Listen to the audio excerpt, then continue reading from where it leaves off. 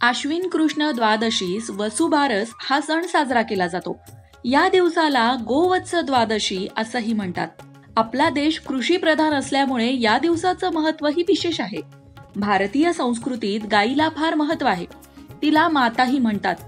ती सात्विक असल्याने सर्वांनीच वसुबारस या दिवशी तिचं पूजन करून तिच्या सात्विक गुणांचा स्वीकार करावा, हा त्यामागचा हेतू आहे. आता सत्वगुणी म्हणजे काय?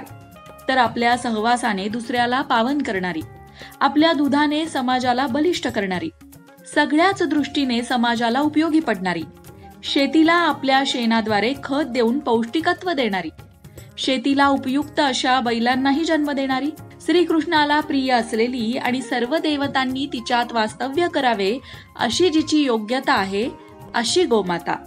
तिचं पूजन तर व्हायलाच हवं.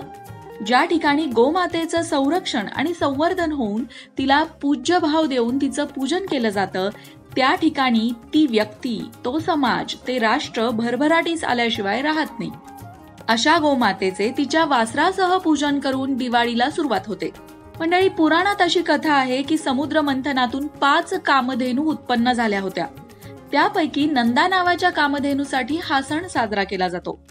तसेच असंही म्हणतात की या दिवशी भगवान श्री हरी विष्णूंचे आपतत्वात्मक तरंग सक्रिय होऊन ब्रह्मांडात येतात. हे तरंग विष्णू लोकातील कामधेनू अवतरित करते. म्हणून तिच्या प्रती कृतज्ञता व्यक्त करण्यासाठी गायीची पूजा केली जाते. मंडळी, कारणं अनेक असली तरी एक गोष्ट मात्र खरी की वसुबारस या दिवशी गायवासराची पूजा नक्की करावी. मग कशी करावी ही पूजा? चला जाणून घेऊया. सगळ्यात आधी गायीच्या पायावर पाणी टाकावे.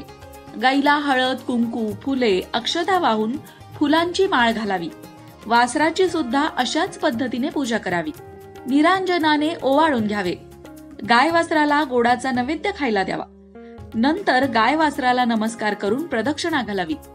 मंडळी, गाय वासराची पूजा करताना एका गोष्टीची काळजी मात्र घ्यायला हवी, आणि ती म्हणजे आपल्या पूजेमुळे त्यांना कुठल्याही प्रकारचा त्रास होता कामा नये. त्यांना कुठल्याही प्रकारची शारीरिक इजा होणार नाही याची सुद्धा काळजी घ्यायची आहे. एखादी गाय फार जवळ येऊ देत नसेल तर लांबून पूजा केली तरी चालेल, परंतु तिला पकडून तिच्यावर जबरदस्ती करून तिची पूजा केली जाऊ नये.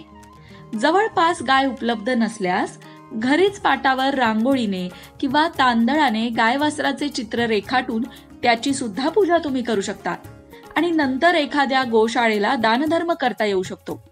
तसंच या दिवसाचे काही नियम सुद्धा आहेत.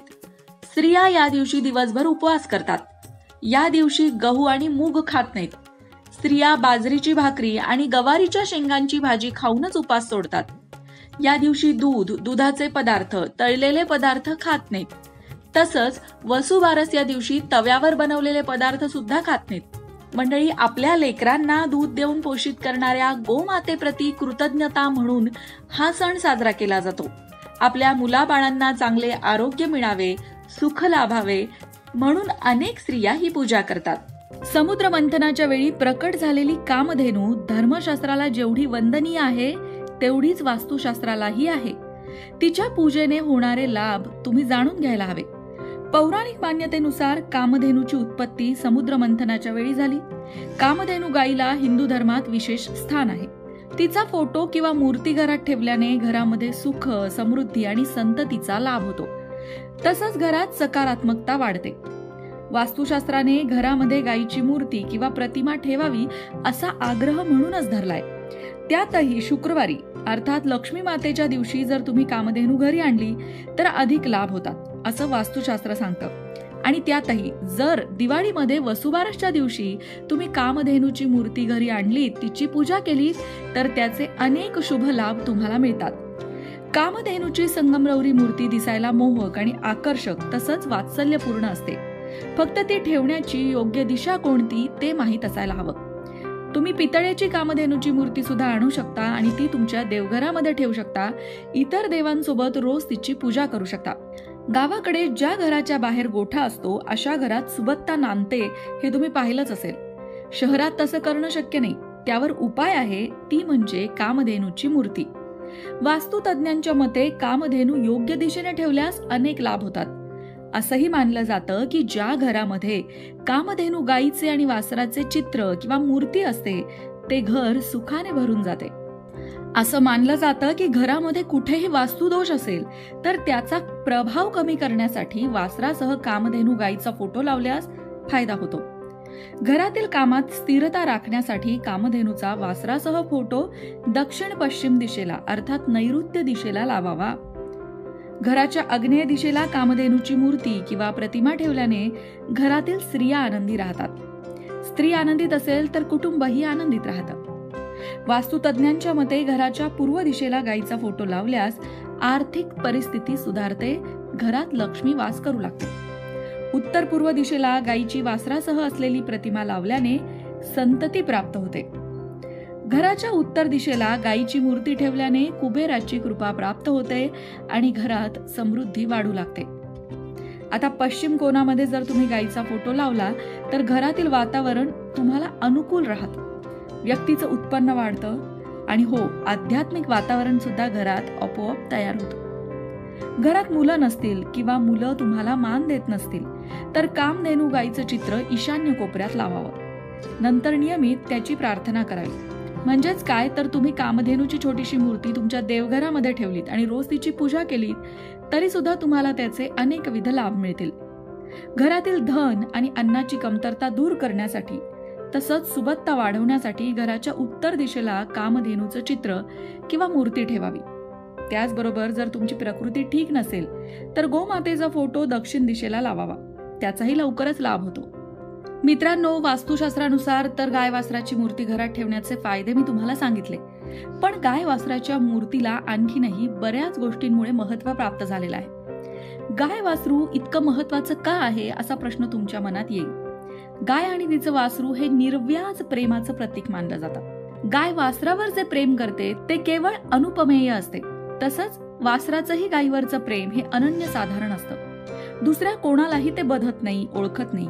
म्हणूनच देवभक्त, आई मूल, गुरु शिष्य यांमधील प्रेमसंबंधाला आपली संत मंडळी सुद्धा नेहमी गाय वासराच्या प्रेमाची उपमा देतात. ज्योती भास्कर जयंत साळगावकर यांनी नामदेवांची रचना घेऊन वर्णन केलं आहे. तू माझी माऊली, मी तुझे वासरू, नको पाना चोरू पांडुरंगे. धेनू चरे वनी, वत्स असे घरी, चित्त वत्सावरी ठेवून फिरे. अशी विठ्ठलाची मनधरणी केली आहे.